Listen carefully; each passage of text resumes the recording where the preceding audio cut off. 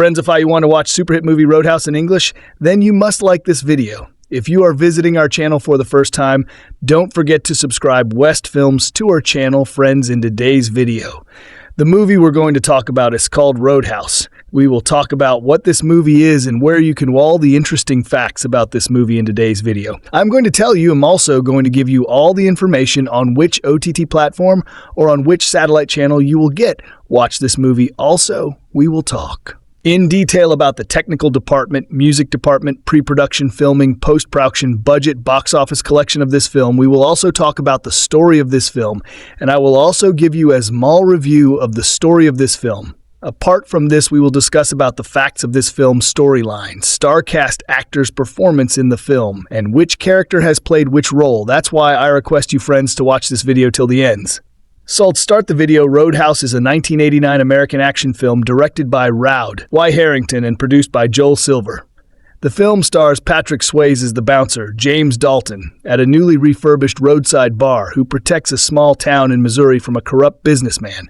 The cast also features Ben Gazzara, Kelly Lynch, and Sam Elliott.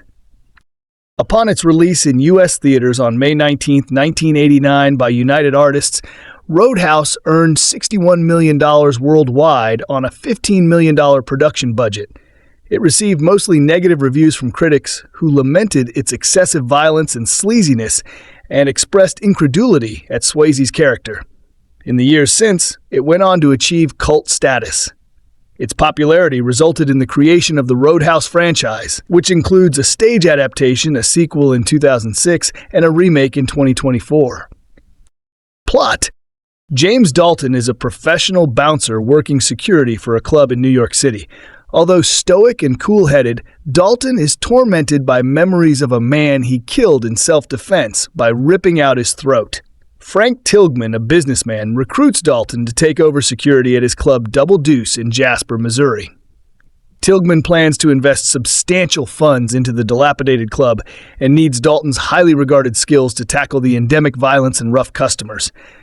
Dalton agrees in exchange for full authority over the club's operations, immediately firing several employees for poor behavior, theft, and drug dealing.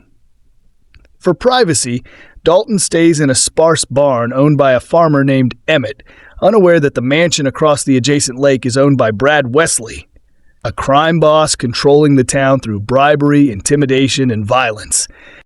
Wesley's nephew, Pat, who is one of the fired employees, intimidates Tilghman into giving him his job back and attacks Dalton, who badly injures Pat and his accomplices. Receiving a knife wound in the process, Dalton visits a hospital and befriends Dr. Elizabeth Clay, to whom Wesley is also attracted. After sending his henchmen to unsuccessfully try to disrupt business at the Double Deuce, Wesley offers to hire Dalton himself. Dalton refuses, and Wesley uses his connections to prevent the Double Deuce from purchasing alcohol from any suppliers.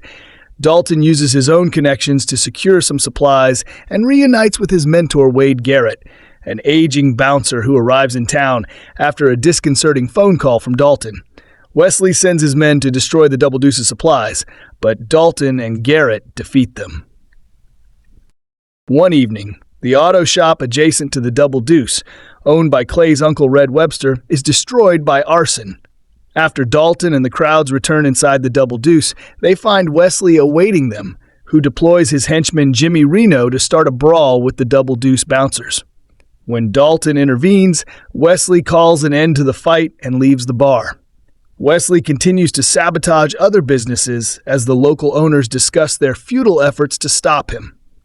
Garrett attempts to calm Dalton, trying to assuage his guilt about killing in self-defense and his frustration at being unable to end Wesley's campaign. Clay also tries to dissuade Dalton before Emmett's home is blown up by Reno. Although Emmett is saved, the enraged Dalton fights Reno and rips his throat out, much to Clay's shock and disgust. Later, Wesley contacts Dalton, threatening to kill either Clay or Garrett. A badly beaten Garrett arrives at the Double Deuce, while Dalton leaves to check on Clay, who is safe but unwilling to leave with him. Dalton returns to the bar to find Garrett murdered. Distraught, Dalton storms Wesley's estate, kills most of his henchmen, and defeats Wesley, but relents from killing Wesley himself. Clay arrives and reconciles with Dalton, but Wesley recovers and attempts to shoot him before being shot dead by the locals, including Emmett and Webster. The police arrive, but all present claim that they saw nothing. Sometime later, the modernized and refined Double Deuce bustles with customers while Dalton and Clay swim together in a lake. Production. Casting. Annette Bening was originally cast as Dr. Elizabeth Clay. However, since she had little chemistry with Patrick Swayze, she was replaced by Kelly Lynch. Scott Glenn turned down the role of Jimmy Reno, which eventually went to Marshall Teague. Joel Silver cast Sam Elliott as Garrett due to his baggage. Filming. Filming started in April 1988 on location throughout California, primarily in Newhall, Valencia, and Canyon Country. The filming of much of the new Double Deuce used Anaheim's Cowboy Boogie, also later called the Bandstand among other names, until it closed. The opening and monster truck scenes were filmed in Reedley, California. The Kings River runs between the two residences. The monster truck used was Bigfoot No. 7, which was originally built for the film. The scene cost $500,000 to film. While filming the famous fistfight scene, Marshall broke Swayze's ribs. Music. The soundtrack for Roadhouse features Canadian guitarist Jeff Healey, whose band is featured in the film as the house band for the Double Deuce. Cruzados are the band in the opening credits, contributing 3 songs to the film that never made the soundtrack.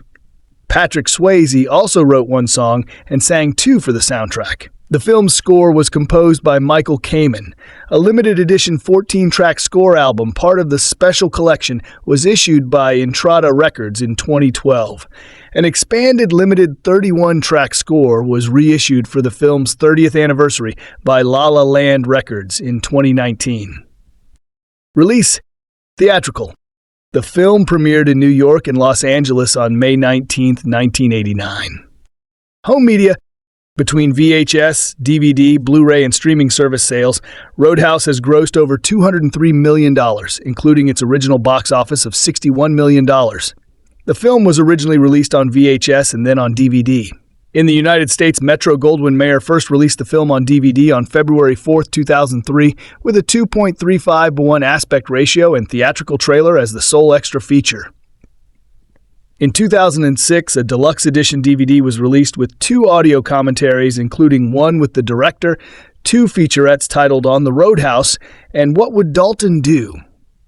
Roadhouse was first issued by MGM on Blu-ray disc on June 2, 2009. A second disc combines the same 6 special features, ported from the deluxe DVD. After being reissued numerous times in the U.S., in 2016, Shout!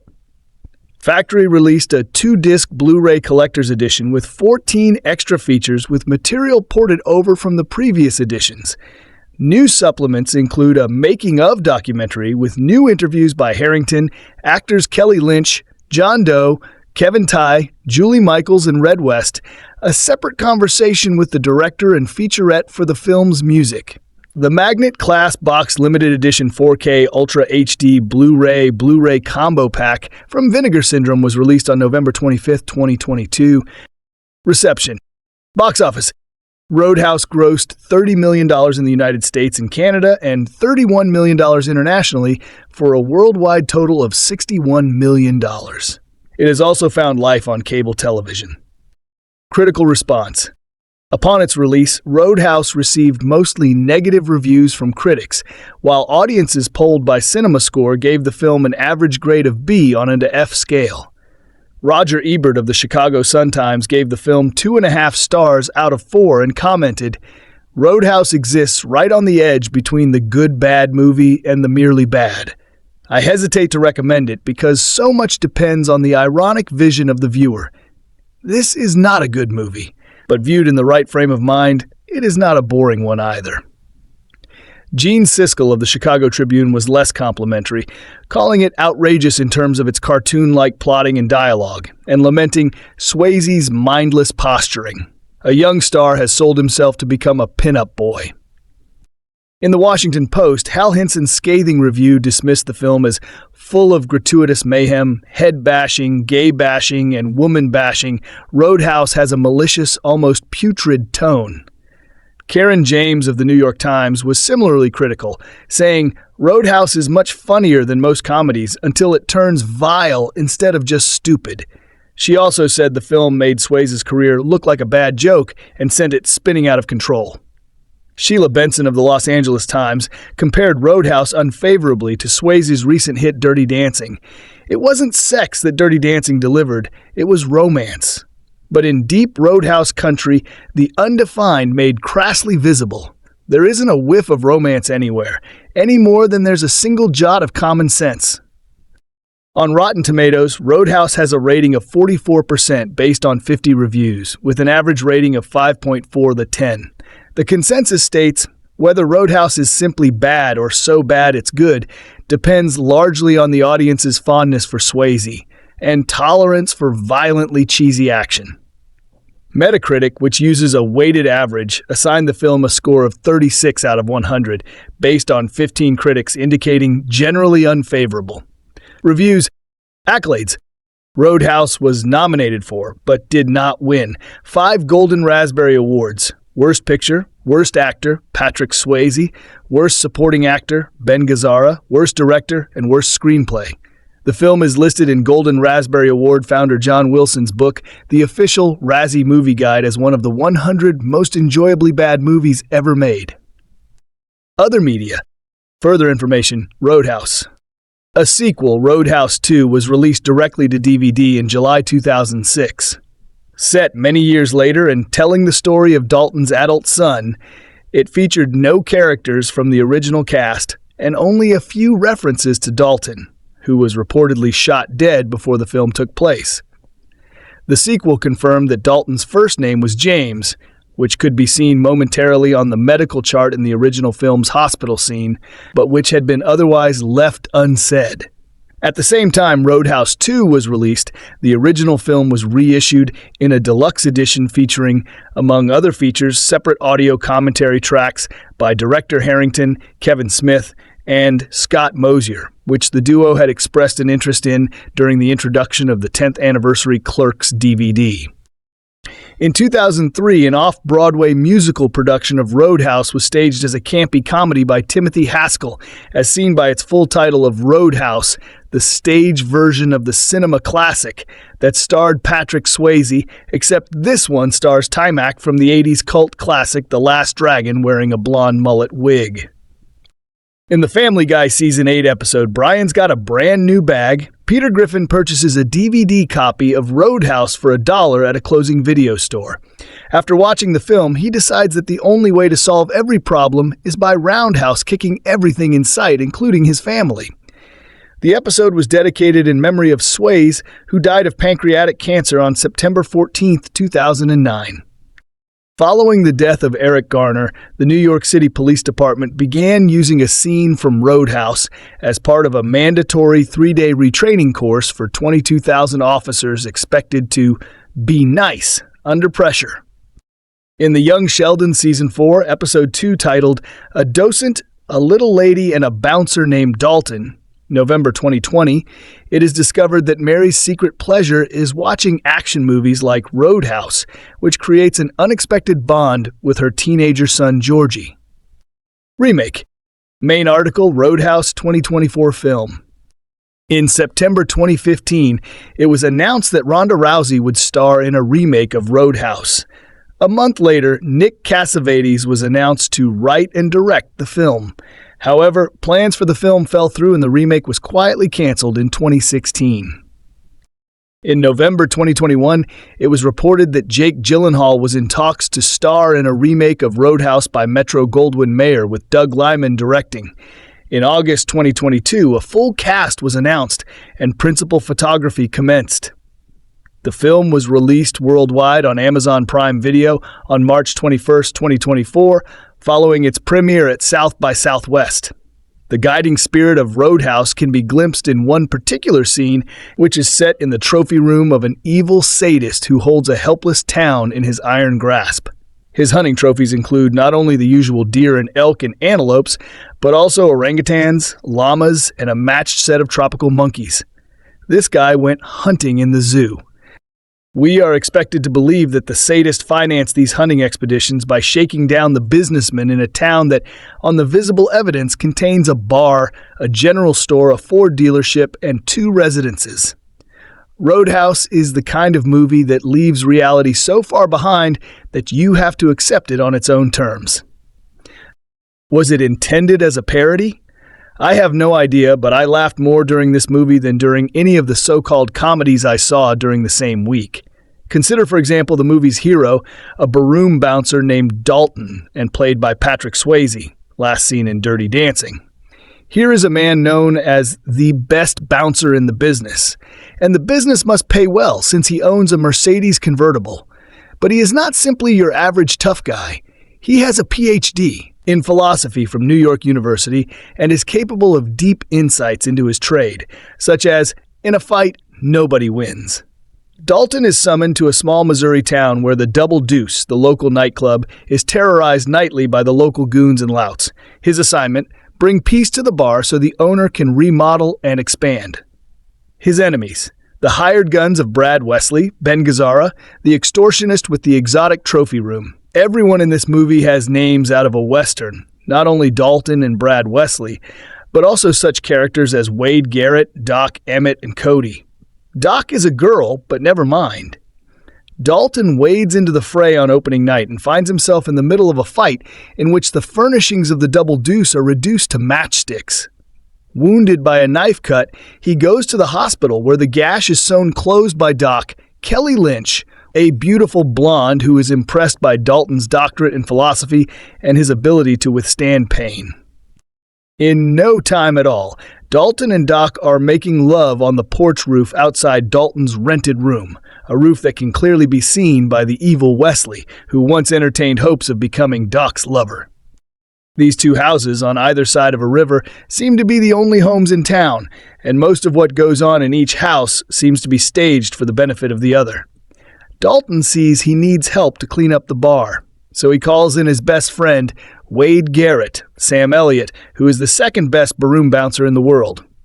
Note to cable TV operators, the World Finals of Bouncing might pull in decent ratings. This upsets Wesley no end, since his income depends on maintaining an iron rule of terror over the local townspeople. Roadhouse is said to be based on an actual case in Missouri where the local bad guy, universally hated by everyone in town, was murdered in broad daylight, and no one in town seems to have seen a thing.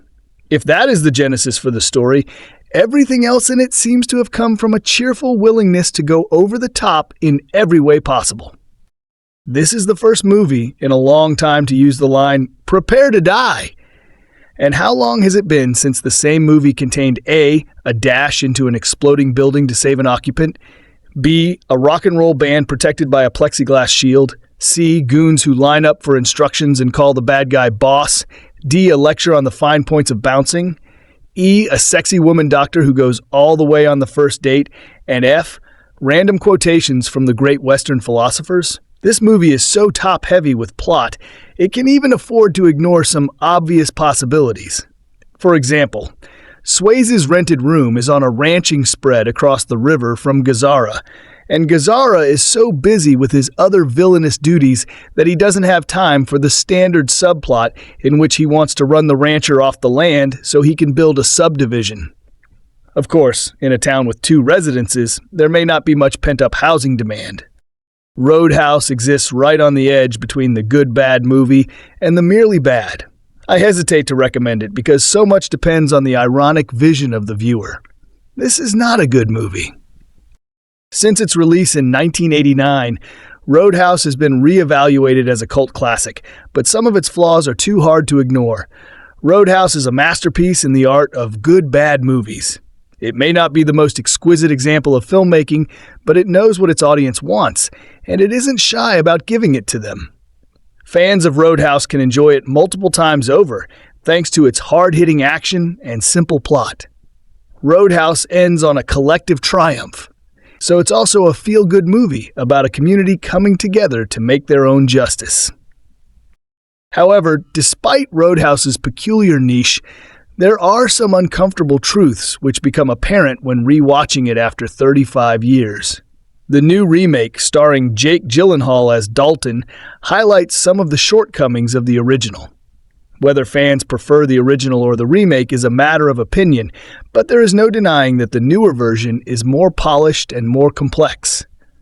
The original Roadhouse, with Patrick Swayze instead of Gyllenhaal, has remained just as popular, despite some questionable elements.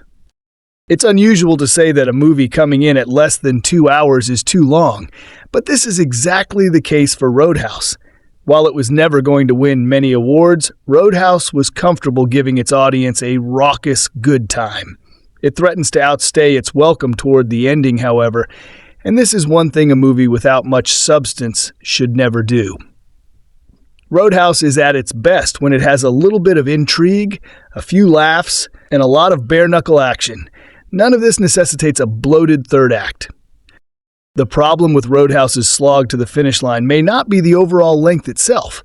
Instead, the problem is the way the final act is structured.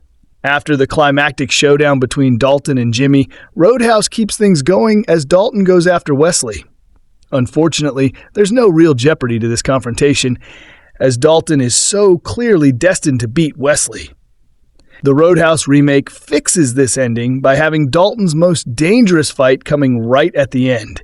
The main villain, the remake's version of Wesley, is dispatched just before this. Roadhouse was filmed in California, but the story takes place in Missouri. This doesn't matter for the most part, but there are a few scenes which don't even attempt to hide the mountains and the desert. Anyone who has been to rural Missouri will recognize immediately that this is a bit of a blunder. Movies shouldn't be judged on goofs like this, but Roadhouse makes a habit of silly mistakes such as this. There are fight scenes in which actors clearly anticipate punches being thrown, and more than one occasion when the crew members are visible in shot. Roadhouse is fairly rough around the edges, but this contributes to its charm in a way. Every factual error and poorly synchronized sound effect only reinforces its legacy as one of the best bad movies ever. Roadhouse trades in cheap thrills with bone-cracking action and plenty of laughs, so its litany of little mistakes doesn't change things one way or the other. They may turn some fans away, but those who put too much stock into minute details aren't necessarily the kind of audience that Roadhouse is aiming for anyway. The plot of Roadhouse seems to mimic the traditions of a Western, or perhaps a samurai movie. Dalton is cast in the role of a wandering gunslinger who brings peace and justice to small, dusty towns before continuing on to his next adventure. The problem with this idea is that Dalton isn't a cowboy, and a roadside bar in the 1980s is not a typical setting for a Clint Eastwood-style narrative. Dalton is a bouncer, so it makes no sense why he is such a legendary figure in Missouri, even though he starts out in New York City. Roadhouse gives no explanation why Frank would travel to New York from Missouri to try and recruit a bouncer for his bar. The world of Roadhouse is more violent than reality, but it doesn't give any satisfying explanations for why this is the case. Sam Elliott's character in Roadhouse is another enigma. He acts as a mentor to Dalton, as if bouncers need wise elders to initiate them into the order. It may be a fool's errand to ruminate too deeply on the logic of Roadhouse, but the movie asks its audience to accept several bizarre assumptions about the importance of bouncers and the roles they have in society. Tinker is a comic relief character in Roadhouse. He's one of Wesley's goons, but he's frequently shown to be a useless enforcer. In Roadhouse's climactic shootout, Tinker is incapacitated by a stuffed polar bear, which falls on top of him. When he eventually emerges, he sees that Wesley has been shot, and he feigns ignorance in front of the police. The fact that the police have finally decided to make an appearance is another questionable part of Roadhouse, but the more puzzling notion is that Tinker is so quick to turn on Wesley. He may be incompetent, but there is no suggestion that Tinker is any less committed to Wesley's cause than any of his other goons. While it could make sense for Tinker to abandon Wesley after his death, Roadhouse tries to sell this as a moment of absolution for Tinker. The fact that he was complicit in Wesley's thuggery and intimidation is supposed to be conveniently ignored, even though Tinker does nothing else to suggest that he is worthy of redemption. This is the cherry on top of the happy ending, but it lacks any real impact. The most iconic moment in Roadhouse is undoubtedly when Dalton rips Jimmy's throat out with his bare hands. It makes no sense, and the fact that it doesn't fit with the logic of the rest of the movie makes it much more surprising. This scene confirms that the outlandish rumor about Dalton is true, not just an urban legend that has been overblown after countless retellings. Before Dalton kills Jimmy, his past is a little more mysterious, which is a big positive. The throat rip shatters any remaining credibility that Roadhouse has, not that it ever professes to be a particularly grounded story. Despite some of Roadhouse's weirder elements, the throat rip scene takes things up to another level. It's a moment of complete science fiction in a movie that otherwise takes place according to the laws of the universe.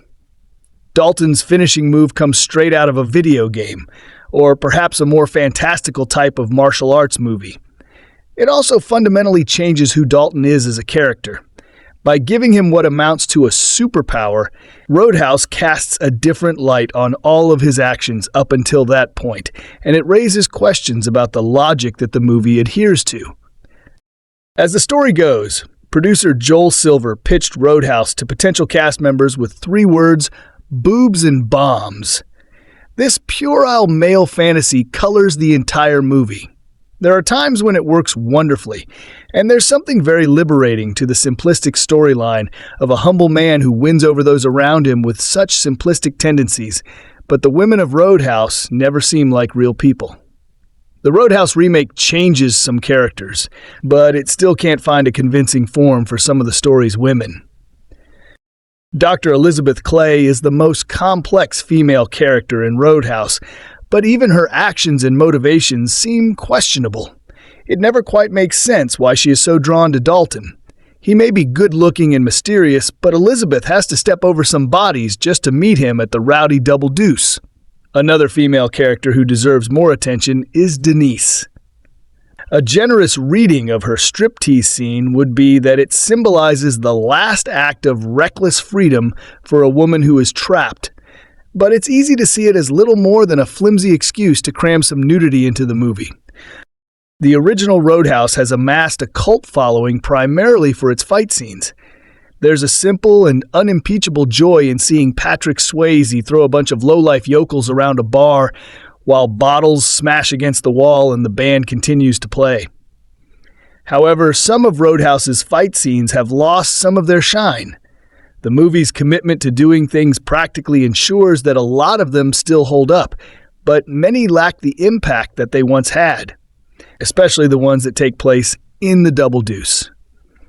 Roadhouse has a very simple approach to its fight scenes.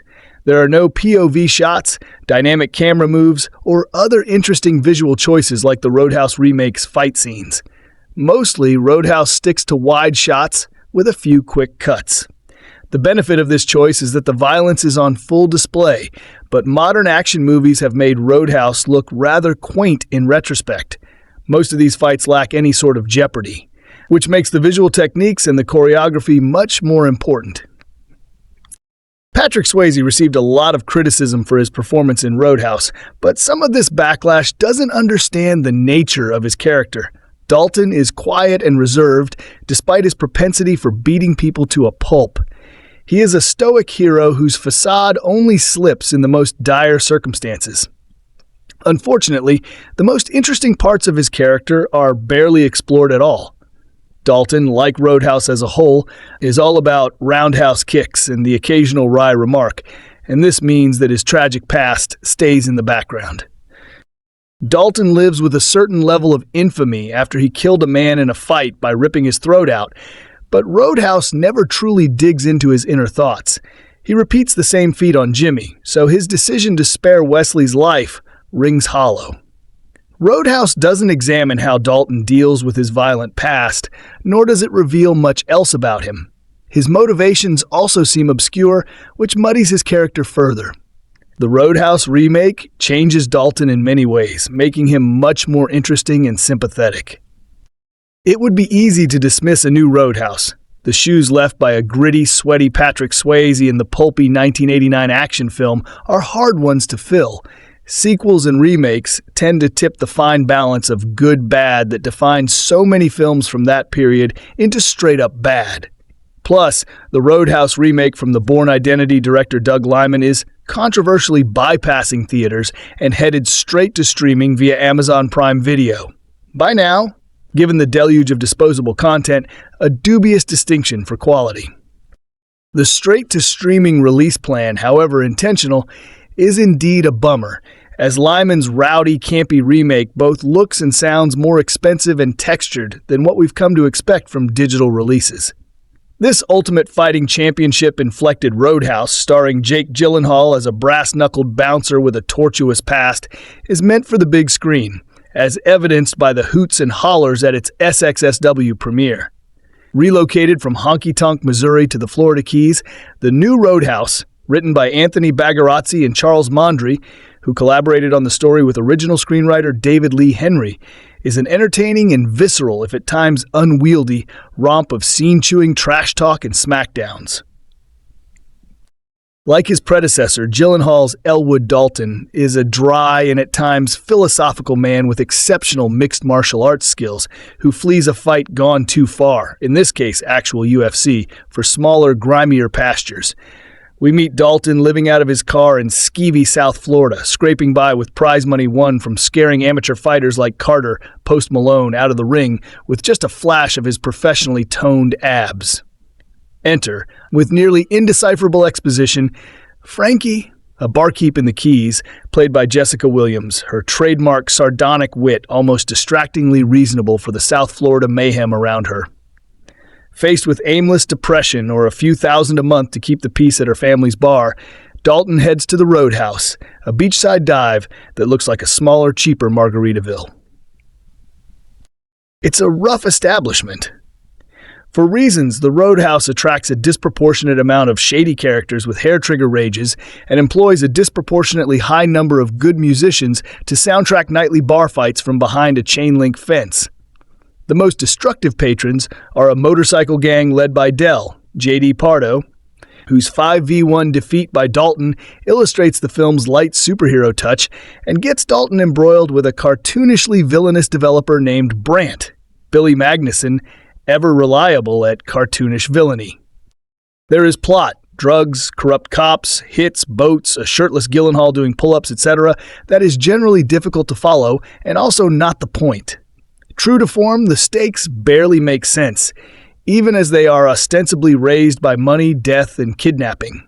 Which is fine, though to its detriment, especially at a full 2-hour runtime, Roadhouse is not interested in backstory for Dalton, save his flashback-inducing crime, or its many underdeveloped supporting characters. Among them, flinty bartender Laura, B.K. Cannon, aspiring bouncers Billy, Lucas Gage, and Reef, Dominique Columbus, bookstore owner Stephen, Kevin Carroll, and his precocious daughter Charlie, Hannah Love Lanier, and most egregiously, Dalton's love interest Ellie, Daniela Melchior, a nurse with connections who manages to sneak one personal question past him in their too-brief courtship. You think we don't have Google on this island? Stands in for the rest. Intriguing details such as Ellie's estranged family or Frankie's lineage of black business owners, a feat in the Jim Crow South, are briefly floated as character motivations. Why are people staying in this town? But summarily buried in the brash and brawn. Still, you come to the Roadhouse for a good time and some knuckle-cracking fights. And on that front, this film delivers, owing to some truly impressive stunt work, a fully convincing performance from Gyllenhaal in southpaw form, and a crackling screen debut from UFC champ-cum-entertainer Conor McGregor. The Roadhouse bar may be pretty small time. In fact, some of the film's enjoyment derives from just how small town and petty this world is. But the fight sequences are operating on a big, bold, reality-stretching canvas. Big as in crocodile fights, big, full-cast bar brawl, big, knockout deathmatch between Dalton and McGregor's cocky, and occasionally bare-assed hitman big. It's primal, bruising, ludicrous, and very fun. McGregor, it turns out, is a natural at playing a devilishly flamboyant villain, at times stealing the show from a more grounded Gyllenhaal. Lyman keeps the camp in check, though, with a focus on the visceral, broken bones and bloody noses, concussed POV, the sickening crack of a fist connecting with skull. If you have a fear of brain damage or your teeth getting knocked out like piano keys, tread carefully. I have never, and after this movie, will never watch UFC. Which I mean as a compliment to Limon's balance of flair and real gut twist fighting. That balance of serious and faux serious is one the new Roadhouse doesn't always strike, but it gives what it needs to. Movie star charisma and a consistently good time. There is a scene in Rowdy Herrington's 1989 cult classic Roadhouse in which the main character, Dalton, played by certified 80s heartthrob Patrick Swayze, rips a man's throat out with his bare hands. Here's how it plays out. Dalton is recovering from the hottest of dates with his love interest, Dr. Elizabeth Clay, Kelly Lynch, when one of his enemy's minions, Jimmy Marshall Teague, blows up the house of the very nice farmer that agreed to offer him board during his stay at Jasper, Missouri. Enraged, Dalton jumps Jimmy as he's trying to get away on his motorcycle and engages in a fight that ends with the aforementioned throat ripping. Disgusted, Elizabeth walks away from Dalton, leaving him to drag Jimmy's corpse across the lake toward the house of his rival, who just so happens to live on the other shore. This scene tells us a lot of what we need to know about Roadhouse, a so-bad-it's-good film that has just gotten itself thrown into the Hollywood remake machine. First and foremost, it tells us that the movie's action is preposterously absurd. Not only are we supposed to buy Swayze as a literal throat-ripping action hero, but we're also supposed to accept that a man's throat can be pulled out from his body with the easiest of ease. Secondly, it tells us that everything in its plot is extremely convenient. How many action movies out there dare to make the big bad the hero's actual neighbor? Finally, as evidenced by Jimmy's infamous line, "I used to f*** guys like you in prison," it tells us that Roadhouse is a movie with some awful dialogue. There will never be another film with such terrible comebacks as this one. All of this is criticism, but at the same time, it's not. These are precisely the things that make people love Roadhouse. And let's be clear, in case you haven't seen this movie before, you will most likely have the time of your life watching it, especially if you're doing so with a beer and a group of friends. You will embrace the ridiculous action and the bizarre dialogue. You will accept the weirdness of the plot. You will allow the 80s sexism and homophobia to wash over you. And you will have fun. In spite of yourself, you will have fun. After the fun is over, though, or even while you're still enjoying it, you'll have to come to terms with the mess that you just saw. The problems with Roadhouse begin right as the movie starts. Forget about the fact that we take eons to get to the film's first action scene, because Herrington and screenwriters R. Lance Hill and Hilary Henkin have other ways of showing what a bamf their protagonist is. They want us to know that Dalton is a cool, commandeering figure, so they show him being all collected in a corner, avoiding needless fights, and ordering his men around with nothing but his eyes.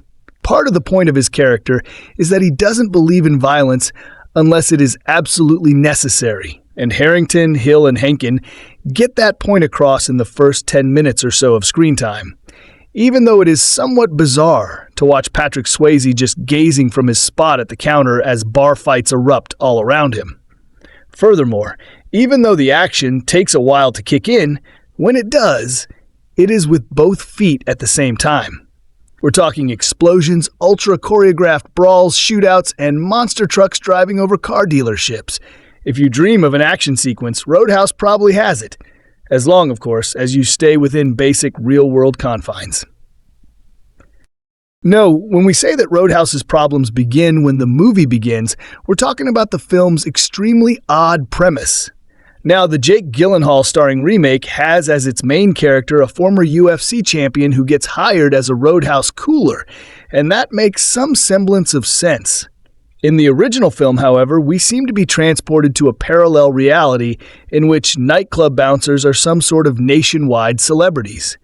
In this universe, Missouri bar owner Frank Tilghman, Kevin Ty, travels all the way to New York to hire the best security guard that money can buy so that he can rid his business of problems like constant fights, stealing, and drug dealing, as well as the people responsible for them. Swayed by Tilghman's generous offer, James Dalton comes to the small town of Jasper, where he finds the situation much more complicated than what he signed up for. You see, the scoundrels that spend their nights drinking and wrecking Tilghman's Double Deuce are the least of Jasper's problems. The town is also suffering under the thumb of would-be mobster Brad Wesley, Ben Gazzara, a millionaire who has the police in his pocket and who extorts exorbitant amounts of money from local businessmen.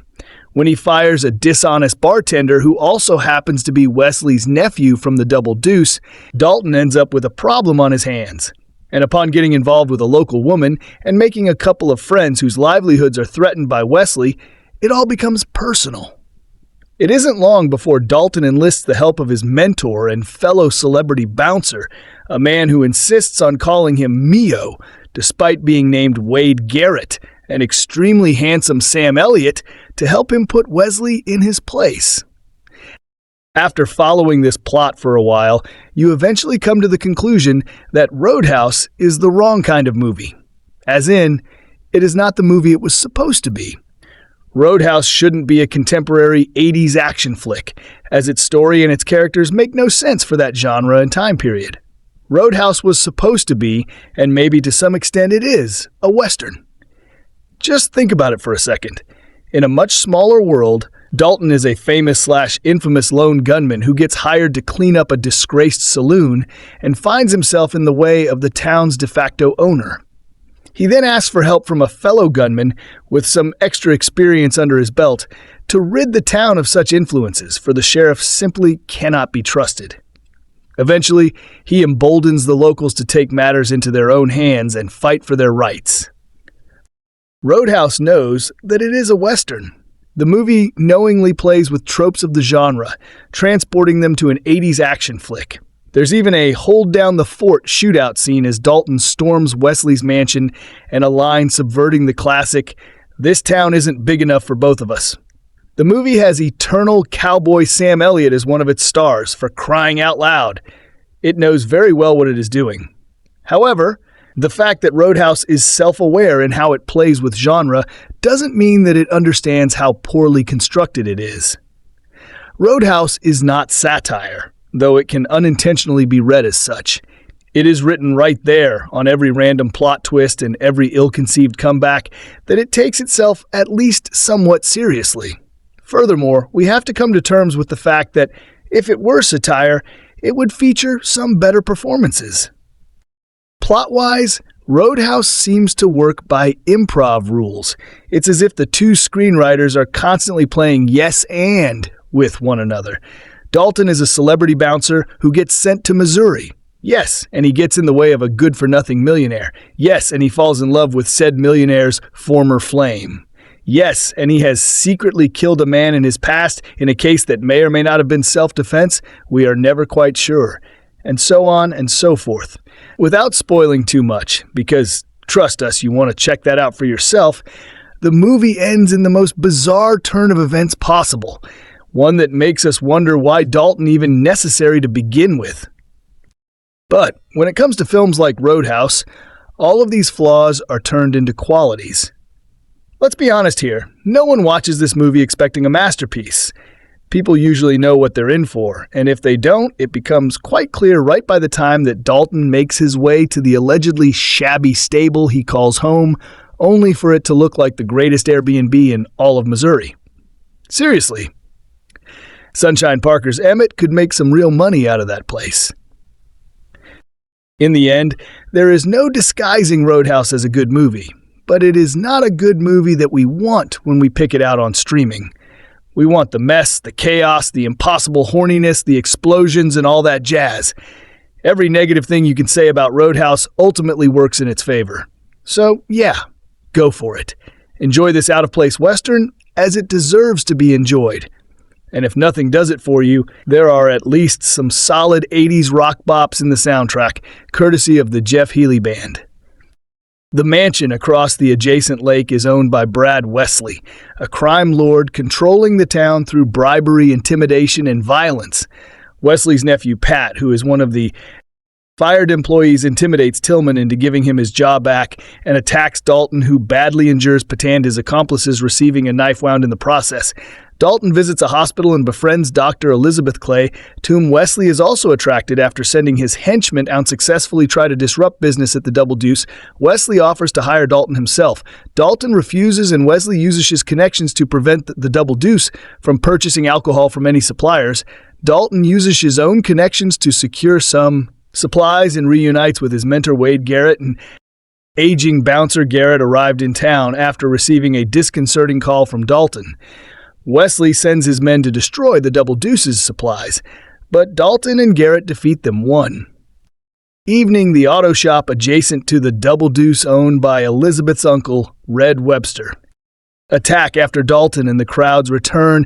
Inside the Double Deuce they find Wesley awaiting them. He has his men fight Dalton's bouncers and damage the bar before agreeing to leave. Wesley sabotages other businesses as the local owners discuss their futile efforts to stop him. Garrett attempts to calm Dalton, trying to assuage his guilt about killing and self-defense, and his frustration at being unable to end Wesley's campaign. Elizabeth also tries to Dalton from continuing before EMTs. Home is blown up by Wesley's henchman Jimmy Reno. Although EMT is saved, the enraged Dalton fights Reno and rips his throat out, much to Elizabeth's shock and disgust. Later, Wesley contacts Dalton, threatening that either Elizabeth or Garrett will die. Garrett is attacked, but fights off his assaults and comes to double lose while Dalton checks on Elizabeth, who is safe but unwilling to talk to Dalton any further. Dalton returns to the bar to vend Garrett murdered. Distraught, Dalton storms Wesley's estate, kills most of his henchmen, and defeats, but relents from killing Wesley, refusing to give in to his anger. Elizabeth arrives and reconciles with Dalton, but Wesley recovers and attempts to shoot him before being shot dead by the locals, including EMT, and Red the police arrive. But all present claim that they saw nothing sometime or the modernized and refined Double Deuce bustles with customers, while Dalton and Elizabeth swim together in a lake cast Patrick Swayze as Dalton Kelly Lynch's Doc Sam. Elliott as Wade Garrett, Ben Gazzara as Brad Wesley, Kevin Tigg as Frank Tiltman, Red West as Red Webster, Jeff Healy as Cody Sunshine, Parker as EMT Marshall, Teague as Jimmy John Doe as Pat Macker, Kathleen Ho as Kerr, and Terry Funk as Morgan Anthony DeLongis as Gary Ketchum, Travis McKenna as Jack Keith, David as Ernie Bass, John William Young as Teener, Julie Michaels as Denise Michael Ryder. As OK Kona production casting, Annette Bening was originally cast as Diacra. Elizabeth Clay, however, the role was recast because she and Patrick Swayze had too little chemistry, and she was replaced by Kelly Lynch. Scott Glenn turned down the role of Jimmy Reno, which eventually went to Marshall Teague. Joel Silver cast Sam Elliott as Garrett due to his baggage. Filming started in April 1988 on location throughout California, primarily in Newhall, Valencia, and Canyon Country. The filming of much of the new Double Deuce used Anaheim's Cowboy Boogie, also later called the Bandstand, among other names, until it closed. The opening and monster truck scenes were filmed in Reedley, California. The Kings River runs between the two residences. The monster truck used was Bigfoot -7, which was originally built for the film. The scene cost $500,000 to film 10, while filming the famous fistfight scene, Marshall broke Swayze ribs. Music, the soundtrack for Roadhouse features Canadian guitarist Jeff Healy, whose band is featured in the film as the house band for the Double Deuce Cruzados, are the band in the opening credits, contributing 3 songs to the film that never made the soundtrack. Patrick Swayze also wrote 1 song and sang 2 for the soundtrack. The film score was composed by Michael. Came in a limited edition 14-track score album, part of the special collection, was issued by Into Records in 2-12, an expanded limited 31-track score was reissued for the film's 30th anniversary by La La Land Records in 2019. Theatrical. The film premiered in New York and Los Angeles on May 19, 1989. Home media between VHS, DVD, Blu-ray, and streaming service sales. Roadhouse has grossed over $1,203 million, including its original box office of $161 million. The film was originally released on VHS and then on DVD in the United States Metro. Goldwyn Mayer first released the film on DVD on February 4th, 2003, with a 235:1 aspect ratio and theatrical trailer as the sole extra feature. In 2006, a deluxe edition DVD was released with 2 audio commentaries, including one with the director. 2 feature ATS titled On the Roadhouse, and What Would Dalton Do Roadhouse was first issued by MGM on Blu-ray disc on June 2nd, 2009. A second disc combines the same 6 special features ported from the deluxe DVD after being reissued numerous times in the US in 2016. Shout Factory released the 2-disc Blu-ray Collector's Edition with 14 extra features, with material ported over from the previous editions. New supplements include a making-of documentary with new interviews by Herrington actor Kelly Lynch, John Doe, Kevin Tiggs, Julie Michaels, and Red West, a separate conversation with the director and featurette for the film's music. The Magnet Class Box Limited Edition 4K Ultra HD Blu-ray Combo Pack from Vinegar Syndrome was released on November 25, 2022. Box office, the film grossed $3 million in the United States and Canada and $131 million internationally for a worldwide total of $161 million. It has also found life on cable television. Critical response on Rotten Tomatoes: Roadhouse has a rating of 44% based on 50 reviews with an average rating of 5. 410 the consensus states whether Roadhouse is simply bad or so bad it's good depends largely on the audience's fondness for Swayze and tolerance for violently cheesy action. Metacritic, which uses a weight average, assigned the film a score of 36 out of 100 based on 15 critics, indicating generally unfavorable. Reviews audiences pulled by CinemaScore gave the film an average grade of B on an A+ to F scale. Roger Ebert of the Chicago Sun-Times gave the film 2.5 out of 4 stars and commented, "Roadhouse exists right on the edge between the good-bad movie and the merely bad. I hesitate to recommend it because so much depends on the ironic vision of the viewer. This is not a good movie, but viewed in the right frame of mind, it is not a boring one either." When interviewed by Anthony Burden, Bill Murray lauded the film as unappreciated, with a complex plot and respect among Ming actors in the film industry since its release.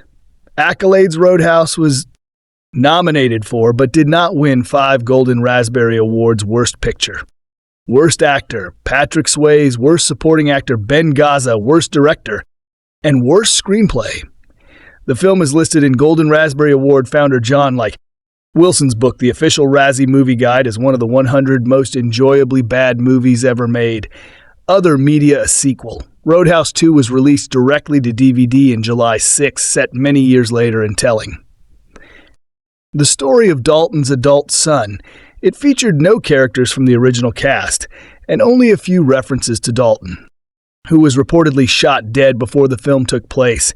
The sequel confirmed that Dalton's first name was James, which could be seen momentarily on the medical chart in the original film's hospital scene, but which had been otherwise left unsaid at the same time.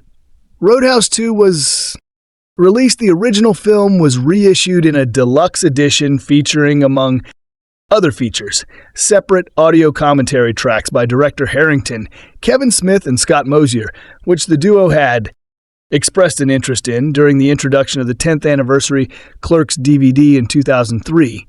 An off-Broadway musical production of Roadhouse was staged as a campy comedy by Timothy Haskell, as seen by its full title of Roadhouse, the stage version of the cinema classic that starred Patrick Swayze, except this one stars Tamak from the 80s cult classic, The Last Draft, wearing a blonde mullet wig in the family.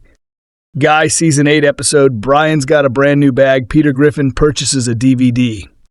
Copy of Roadhouse for $1 at a closing video store. After watching the film, he decides that the only way to solve every problem is by roundhouse kicking everything in sight, including his family. The episode was dedicated in memory of Swayze, who died of pancreatic cancer on September 14th, 2009. Since the episode, Peter kicking people has since become a gag in the show following the death of Eric Garner. The New York City Police Department began using a scene from Roadhouse as part of a mandatory 3-day retraining course for 22,000 officers expected to be nice under pressure. Remake on September 9th, 2015. It was announced that Ronda Rousey would star in a remake of Roadhouse on October 12th, 2015. Nick Kovitz was announced to write and direct the film. However, plans for the film fell through, and the remake was quietly canceled in 2016. In November 2021, it was reported that Jake Gyllenhaal was in talks to star in a remake of Roadhouse by Metro-Goldwyn-Mayer, with Doug Lemon directing in August 2022. A full cast was announced, including Conor McGregor, Billy Magnuson, JBA Mola Ayamo, and Daniela Melier, and would debut on Amazon Prime Video. The film is rumored to have a similar plot with a modern twist. Gyllenhaal's character is to be a former F-fighter who is now retired and working at a roadhouse in the Florida Keys. Production for the movie began in August 2022 and was released worldwide on Amazon Prime on March 21, 2024, following its premiere at South by Southwest Roadhouse Movie Review. The guiding spirit of Roadhouse can be glimpsed in one particular scene, which is set in the trophy room of an evil statist who holds a helpless town in his iron grasp. His hunting trophies include not only the usual deer and elk and antelopes, but also orangutans, llamas, and a matched set of tropical monkeys. This guy went hunting in the zoo, where expected to believe that the sadist financed these hunting expeditions by shaking down the boom in a town. That on the visible evidence contains a Barry, a general store, a Ford dealership, and 2 residences. Roadhouse is the kind of movie that leaves reality so far behind that you have to accept its own terms. Was it intended as a parody? I have no idea, but I laughed more during this movie than during any of the so-called comedies Isa during the same week. Consider, for example, the movie hero, a Boro bouncer named Dalton, and played by Patrick Swayze, last seen in Dancing here is a man known as the best bouncer in the business, and the business must pay well since he owns a Mercedes convertible. But he's not simply your average tough guy. He has a PhD in philosophy from New York University and is capable of deep insights into his trade, such as in a fight, nobody wins. Dalton is summoned to a small Missouri town where the Double Deuce, the local nightclub, is terrorized nightly by the local goons, and Lounce's his assignment, bring peace to the bar so the owner can remodel and expand his enemies. The hired guns of Brad Wesley, Ben Gazzara, the extortionist with the exotic trophy room. Everyone in this movie has names out of a Western, not only Dalton and Brad Wesley, but also such characters as Wade Garrett, Doc EMT, and Cody. Doc is a girl. But never mind, Dalton wads into the fry on opening night and finds himself in the middle of a fight in which the furnishings of the Double Deuce are reduced to match sticks, wounded by a knife cut. He goes to the hospital where the gash is sewn closed by Doc Kelly Lynch, a beautiful blonde who is impressed by Dalton's doctorate in philosophy and his ability to withstand pain in no time at all. Dalton and Doc are making love on the porch roof outside Dalton's rented room, a roof that can clearly be seen by the evil Wesley, who once entertained hopes of becoming Doc's lover. These 2 houses on their side of a river seem to be the only homes in town, and most of what goes on in Atch houses seems to be staged for the benefit of the other. Dalton sees she needs help to clean up the bar, so he calls in his best friend Wade Garrett, Sam Elliott, who is the best barroom bouncer in the world. Note to cable TV operators, the world finals of bouncing might pull in decent ratings. This upsets Wesley, knowing since his income depends on maintaining an iron rule of terror over the local townspeople. Roadhouse is said to be based on an actual case in Missouri where the local bad guy, universally hated by everyone in town, was murdered in broad daylight, and no one in town seems to have seen a thing. If that is the genesis for the story, everything else in it seems to have come from a cheerful willingness to go over the top in every way possible.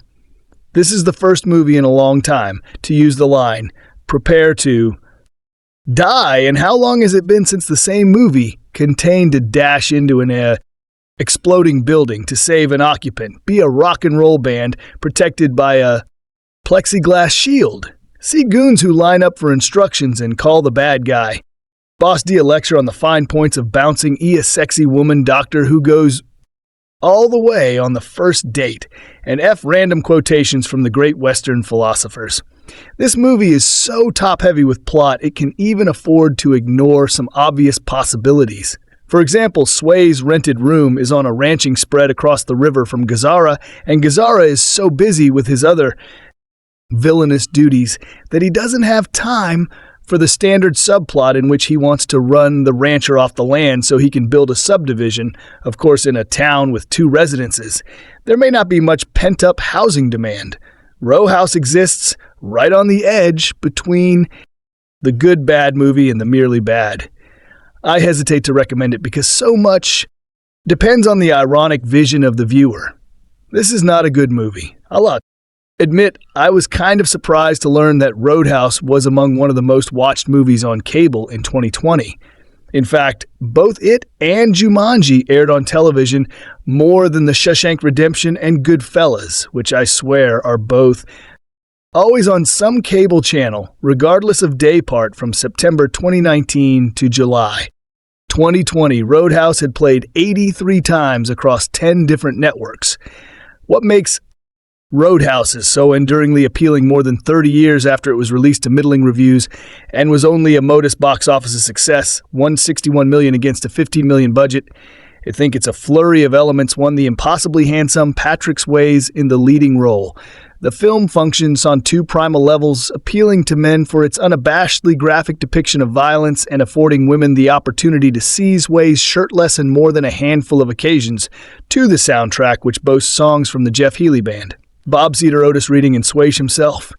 3, like Top Gun. The film has a little bit of everything: comedy, drama, romance, suspense, action, all while existing in its own goofy state of reality where the world and characters immersed in it verge on parody. Roadhouse revolves around Swayze James Dalton, who is regarded as the best bar bouncer in the business that would make for a zinger of a business card, while barroom patrons might see him as a bruiser. He's a quiet thinker at heart, harboring a PhD in philosophy, as well as the tormenting memory of having killed a man in brutal fashion. Dalton leaves his home state of New York when he's summoned to a small Missouri town where a local gin mill known as the Double Deuce is being overrun by bikers, goons, and layabouts. Before there was John Taffer, there was James Dalton, the bar's owner. Kevin Tigg simply wants the rabble-rousing to stop so he can rebuild the name and expand the operation. This should be an isolated job handled by Dalton, the bar's owner, and staff, but the town of Jasper, Missouri is really run by Brad Wesley, Ben Gaza, who rules with an iron fist. Dalton shacks up at a farmhouse where across the river, unbeknownst to him, lives Wesley, who can now spy on the area's latest drifter. When the first night at Double Deuce turns violent and eventually bloody, Dalton meets Doc Kelly Lynch at the hospital. She takes a liking to his soft-spoken ways later on. Wesley's hatred of Dalton grows when he sees him making out with Doc across the river. Wesley once dreamed of getting together with Doc. One of the cessed elements about Roadhouse is how writers are Lance Hill and Hilary Hennon retrofit the Western movie template into a modernized setting of a bar in need of a facelift. Take a note of all the characters: Nam for one, Dalton, Doc, Wesley, Webster, Red West, and Wade. Sam Elliott, a bouncer friend of Dalton's, our hero, calls when Hera realizes Deuce will be a bigger job than he initially thought. All of these names feel plucked from westerns gone past. Throw in the dashing male lead Gaza playing a full-blown caricature and Lynch a Saddam Cell, why love interest, and you have yourself a motion picture as American as apple pie. I see the appeal in Roadhouse. For one, it's a movie that doesn't cop out when it's time for fisticuffs.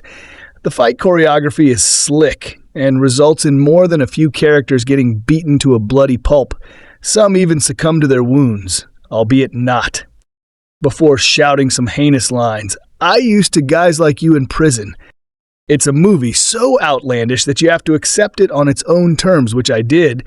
Then I grew fatigued by its archetypal characters. After that, I was entertained by a monster truck crashing through a Ford dealer, followed by the climax at Wesley's house, inside of which had more animals taxidermized than the number aboard Noah's Ark. Other information about this film: with Roadhouse United Artists hot wires, Patrick Swayze a star vehicle shackled by a couple of flat tires in the script department, ill-conceived and unevenly Executed P essentially is a Western loner comes in to clean up a bar of all things and ends up washing and drying the whole town. But its vigilante justice, lawlessness, and wanton violence feel ludicrous in a modern setting.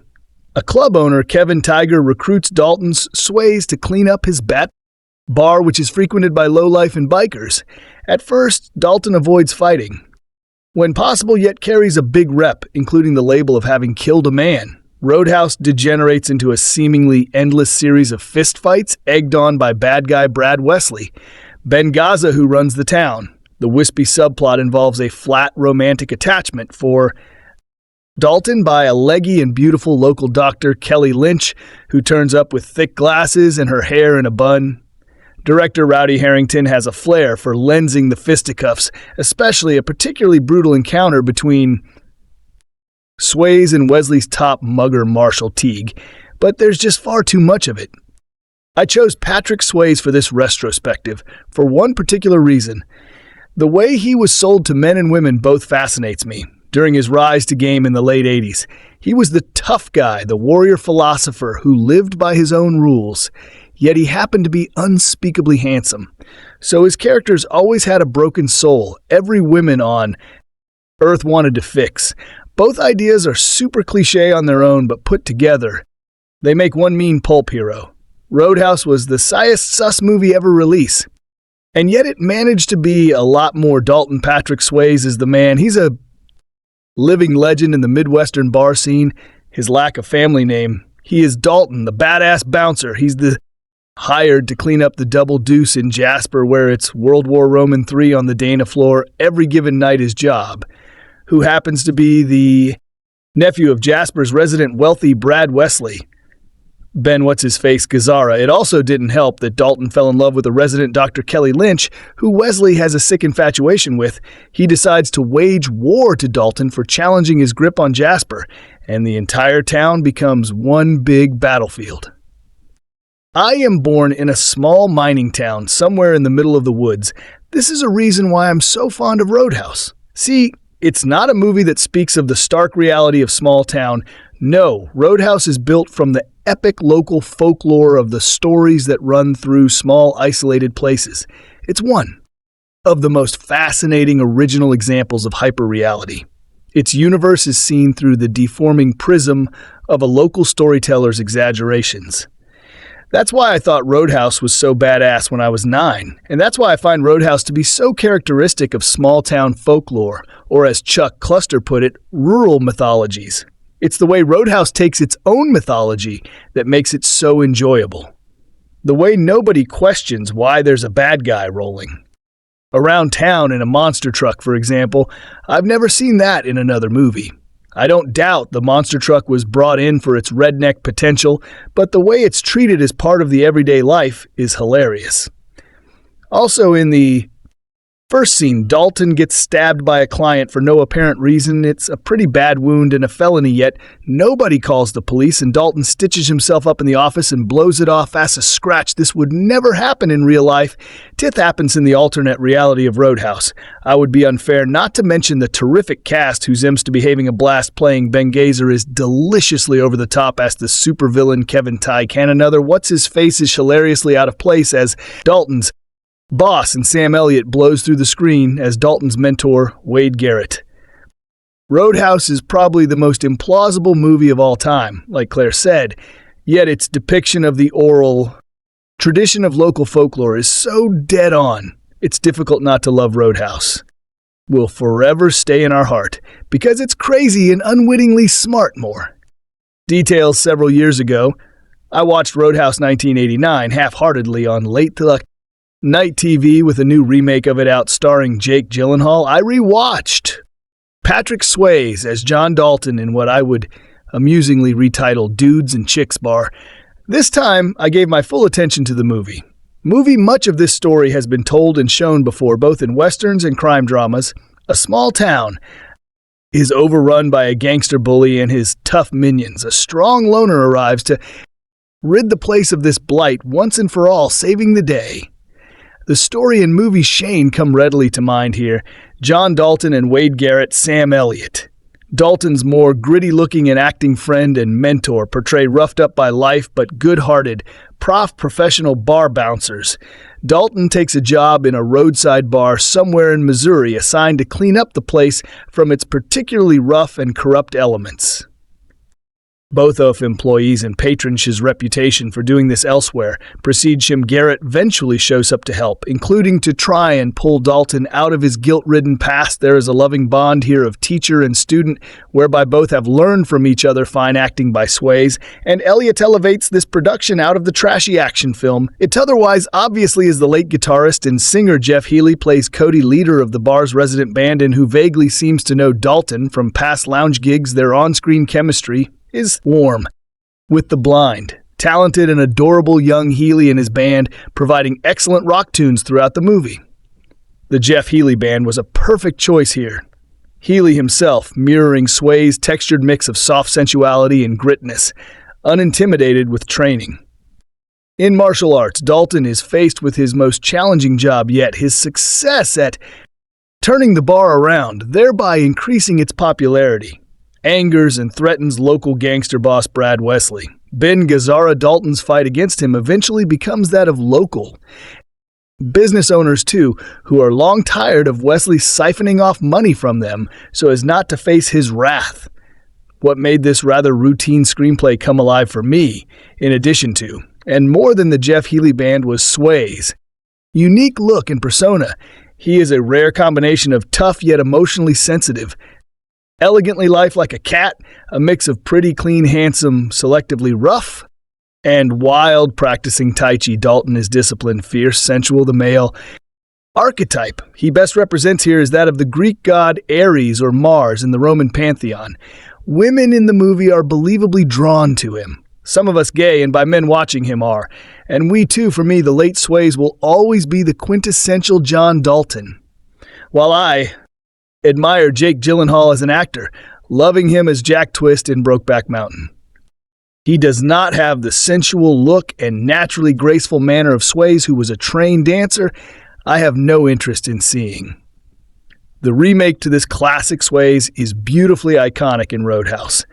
I don't wish for anyone else portraying John Dalton to blur that image and sense of him in any way for me. It's often that you'll hear a film described as so bad that it's good.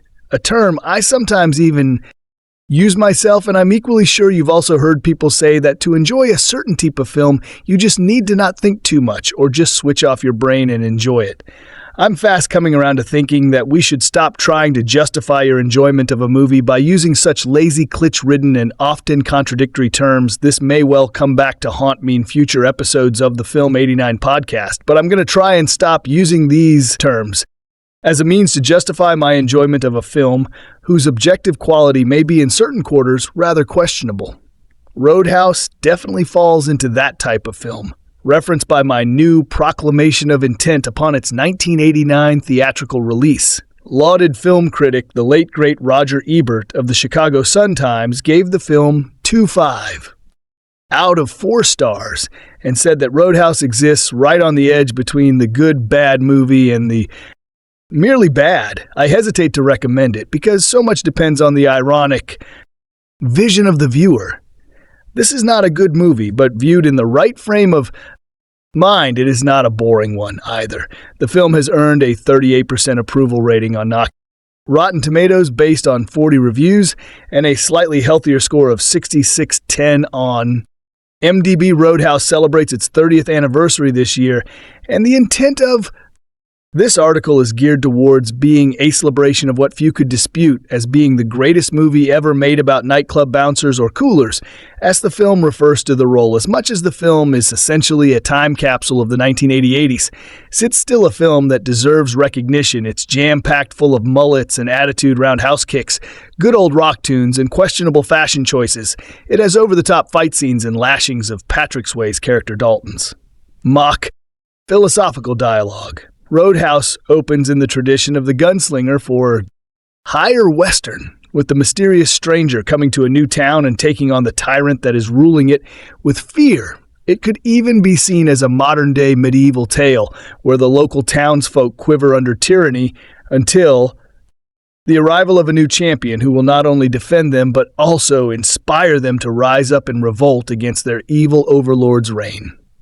Dalton Swayze is a professional cooler, a specialized security chief with an untold mysterious past, a modern-day legend in his chosen field who I sentenced from his job at a club in New York City by Frank Tillman to take over running the security at this Clue Bar, the Double Deuce in Jasper, Missouri. Tillman, Kevin T., explains that he's come into a sizable inheritance which he plans to invest in his club to enhance its image, and to help protect this investment he needs a first-rate cooler like Dalton, not only to first clear out the trash, but also maintain its stability afterwards. So our introduction to Dalton shows us that whilst Roadhouse may stretch the limits of realism somewhat, that Dalton is far from being in the mold of the invincible superhero in the opening fight. Dalton is slashed across his arm by a knife-wielding patron. This scene gives us all the character exposition we need to know about him. Dalton is more than willing to take the blow.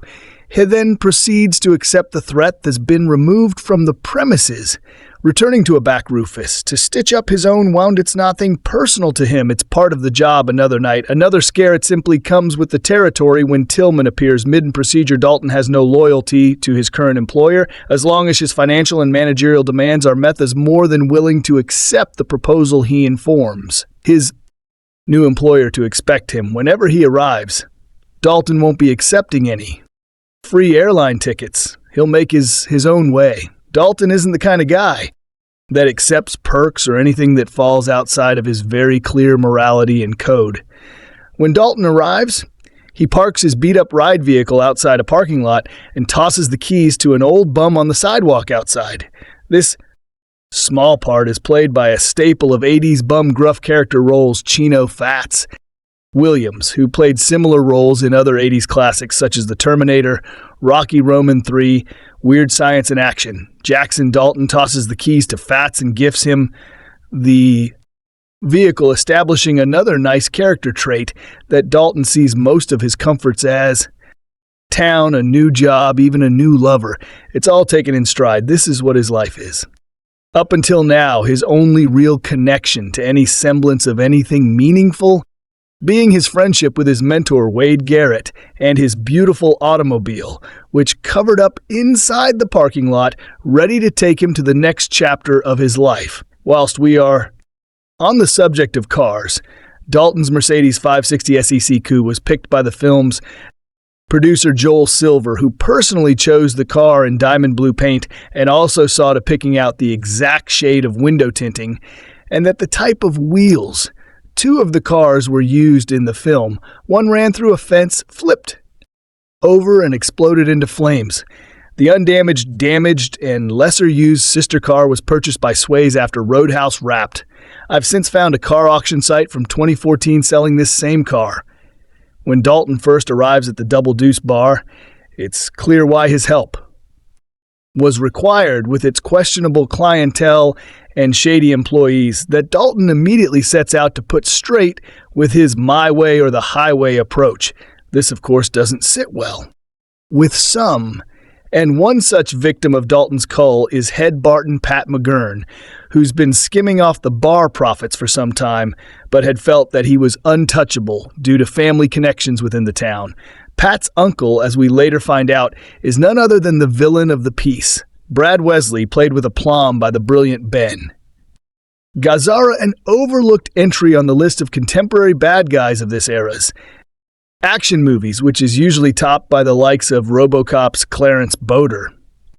And Die Hard's Hans Gruber. Wesley definitely sits below these two bad guy behemoths. Viewed as a more than adequate foil for Dalton and the requirements of this particular story, you could see Roadhouse as an R-rated version of The Dukes of Hazzard, with Wesley running Jasper County with an iron fist far more so than that show's comic protagonist, Boss Hogaman of seemingly endless wealth. Wesley lives in a huge mansion, and if he's not flying around scaring the local wild stock in his helicopter, he's swerving along the highway in perfect timing to his car stereo, running other road users into the dirt side tracks.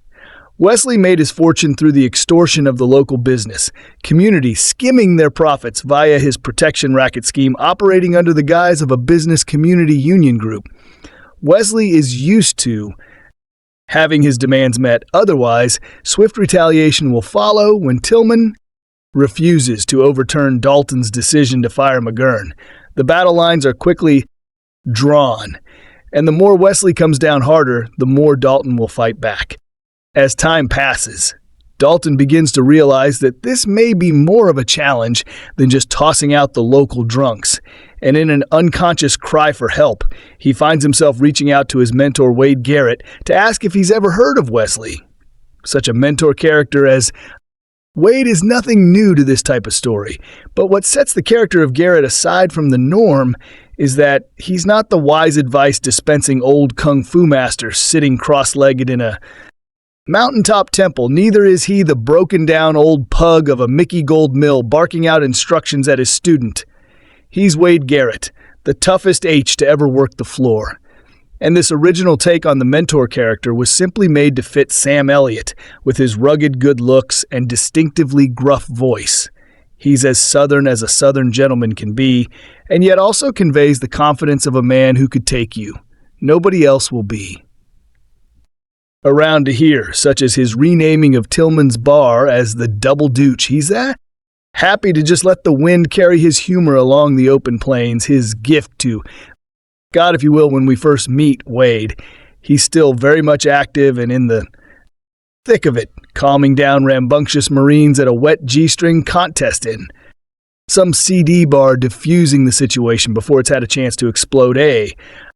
Man more than ready to go into battle, but more wise now with age, giving him the knowledge that there's usually an easier outcome than to simply fight. Garrett is a window into the future that Dalton has in front of him, battered and weary, yet still stuck in the role that has defined his existence. Although still more than capable of handling most situations, the bruises now take long to heal, and the permanency of his limp suggests that some of his wounds will never heal if Dalton is the white-hated hero here to save the day.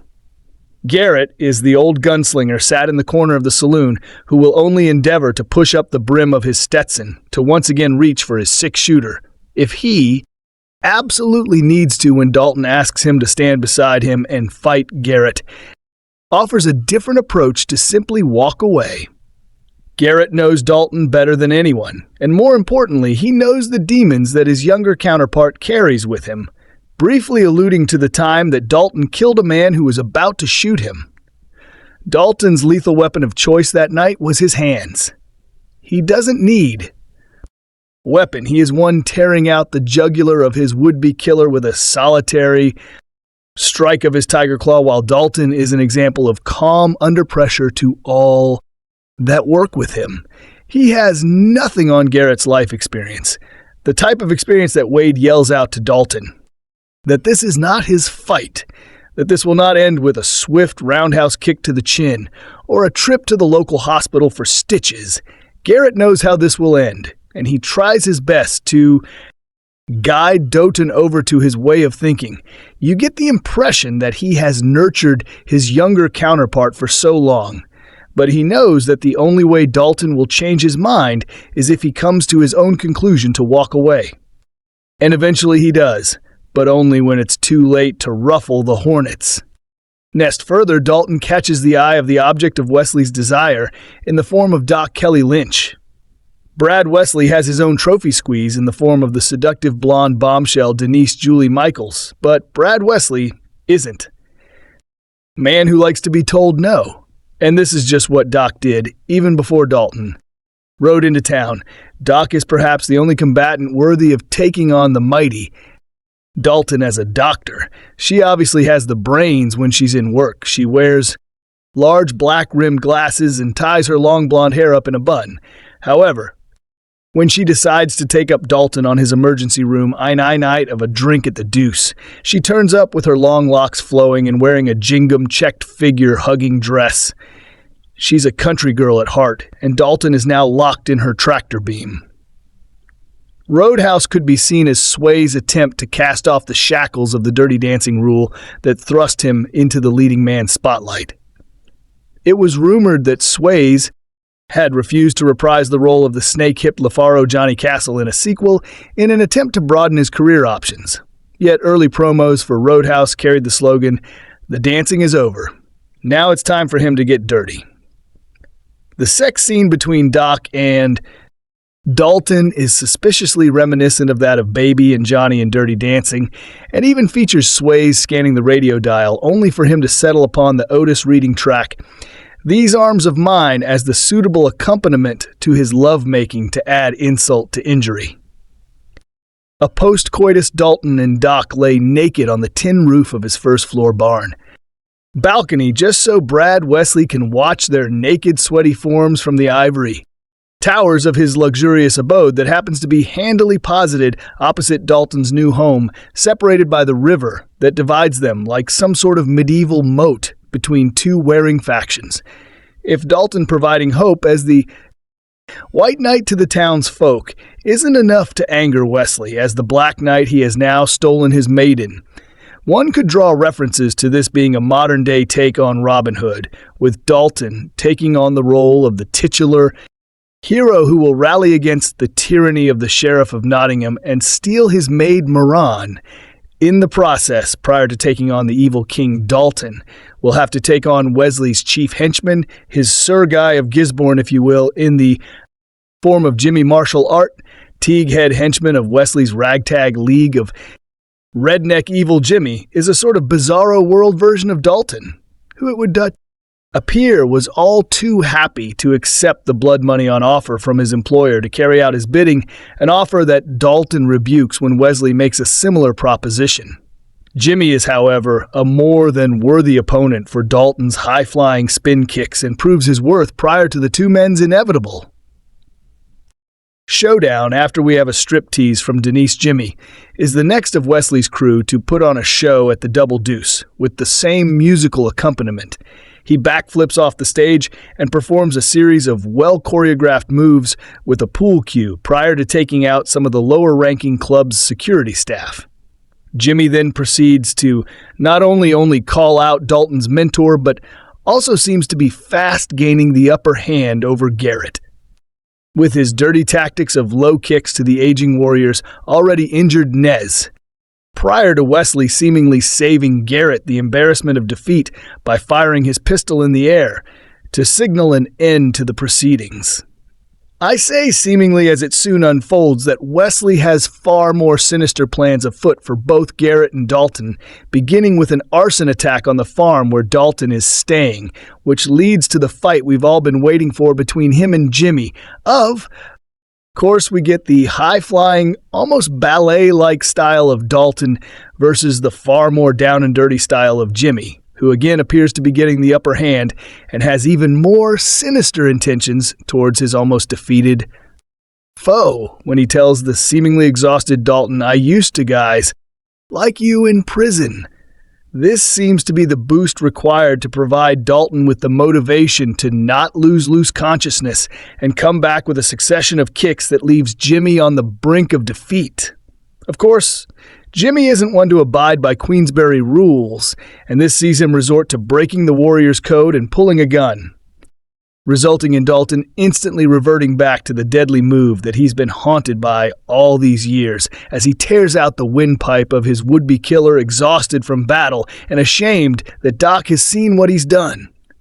Dalton drags the lifeless corpse into the river and sends it floating back towards Wesley's mansion, screaming in anger at what he's allowed himself to become. Again, this anger and regret leads Dalton to decide to return back to the role he had adopted prior to him coming to Jasper County, that of a nomad, never staying in one place too long, never letting people find out about his past.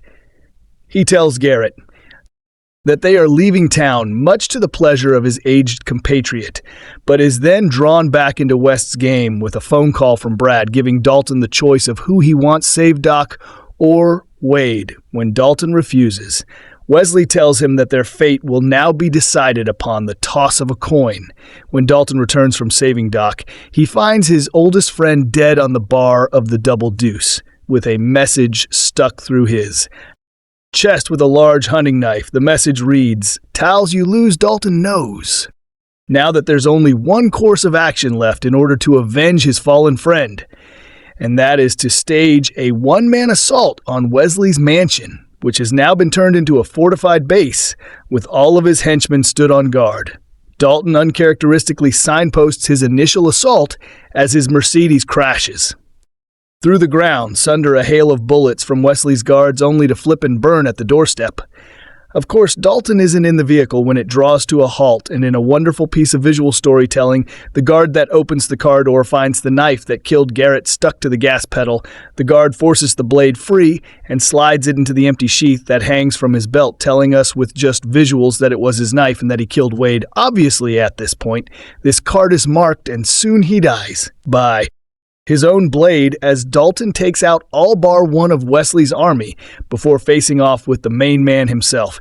As great a job as Ben Gazzara does in bringing this pantomime villain to life, he isn't a match physically for Dalton, but this is quickly amended by Dalton, taking a bullet to the shoulder to swiftly even the odds as Wesley beats him with a tribal spear in his suitably adorned trophy room full of stuffed wildlife.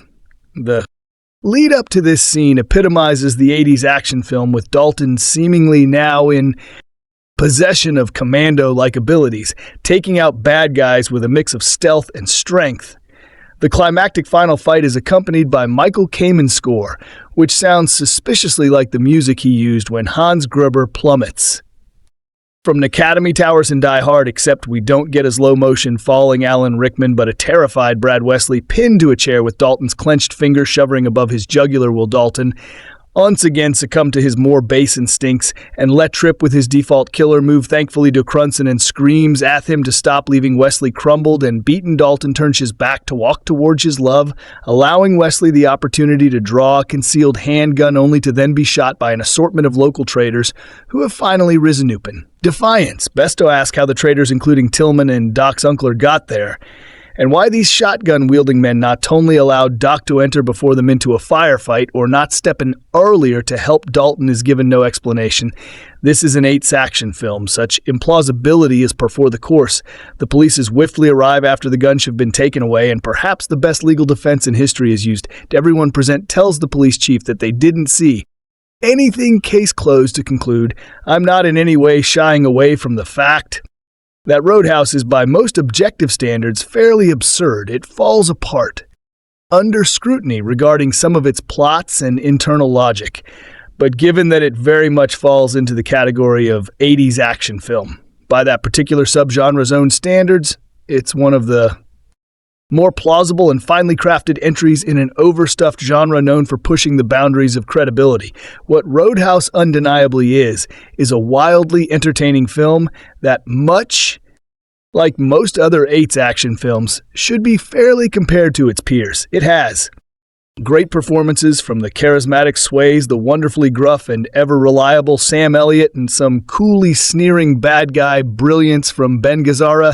It's satisfyingly action-packed, has some great quotable dialogue, and has to be given an extra point for being the best film there is about bouncers. And if nothing else, Roadhouse gave us some valuable pearls of wisdom, none better than Dalton's mantra of, "I want you to be nice until it's time to not be nice," words we should maybe all try and lie by.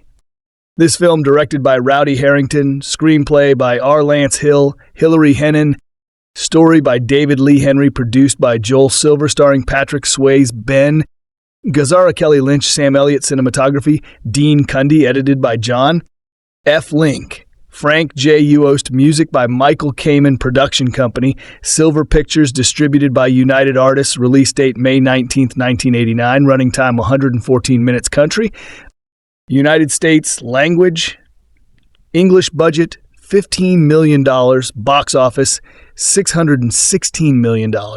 So guys, this is the review of Roadhouse movie and some information about it. How do you like our today's video? Please let us know by commenting. And if you like this video, please like it, share it, and don't forget to subscribe West Films to our channel. Thanks for watching.